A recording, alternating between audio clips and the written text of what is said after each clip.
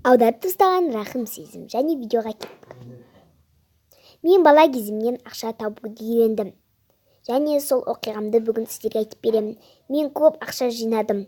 Және соған iPhone аламын деп ойладым. Және мен оны iPhone алған жоқпын, мен оны жемқорлыққа бердім. Сіздер мені жынды деп ойлайтын шығарсыздар, бірақ мен оны жемқорлыққа бердім. Менің күнде ана-аталарым жұмыста болатын, сондықтан мені ауылға әжемнің қасына әкеліп тастайды. Және әжем маған бауырсақ, түрлі тамақтар жасап береді. Және мені күнде қарап отырады. Менің шымпысты, және ол кезде жаз болатын. Біздің көршілеріміз балаларда жоқ еді. Әжем қамыр илеп жатқанда мен орманға сұрамай кетіп қалғанмын. Және мен келе жаттым.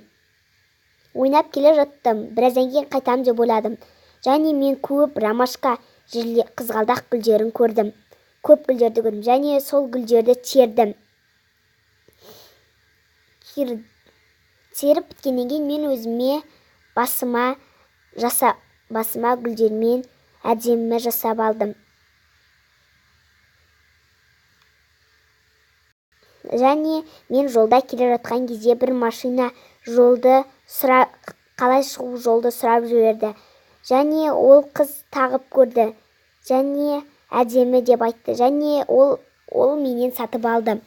Мен iPhone көп ақша жинап iPhone аламын деп ойладым.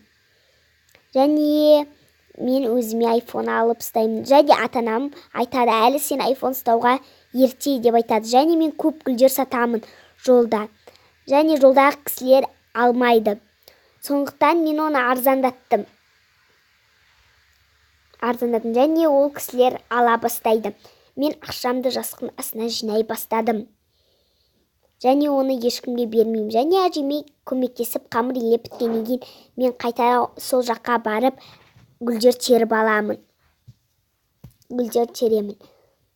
Және қайтаран оларды сатамын. Және жолдағы кісілер көп алады. Мен сол жерде қайтан жастығымның астына менде уже көп ақша болды.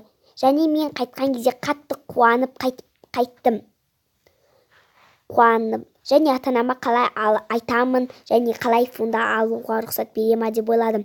Және бір ұлдың туған күні болған, бірақ ол жоқ екен. Мен оны күнде іздеймін, бірақ ол болмайды. Сабақ басталған кездерде біз ол жоқ екенін көрдік. Және мұғалім келіп айтты, ол больницаға түсіп қалды деді. Қатты жаман аурумен ауырып қалыпты. Ол өлім арасында жатыр деп айтты. Және дәрігерлер көп іздеді, бірақ оны жасау үшін көп қаражат пен ақша керек еді. 2 миллиондай ақша керек еді. Сондықтан жемқорлыққа мұғалім ақша сетіп қойды. Мен ойладым, iPhone алайын ба, әлде жемқорлыққа берейін ба деп көп ойландым. Мен армандап жүрген iPhone-ымнан көрі адам қымбат емес па, ақшадан көрі адам қымбат емес па деп өз ақшамның бәрін бердім. Көп жыл өткеннен кейін ол сабаққа әлі келмеді. Біз оны қатты уайымдадық, және қатты сағындық. Және ол аман шығыпты. Анасы бәр ақшаны соған беріпті. Және ол өзі жақсы болып қалып, өзі больницада сабақ оқиды екен. Және ол көп күннен кейін сабаққа да оралды. Біз қатты қуандық.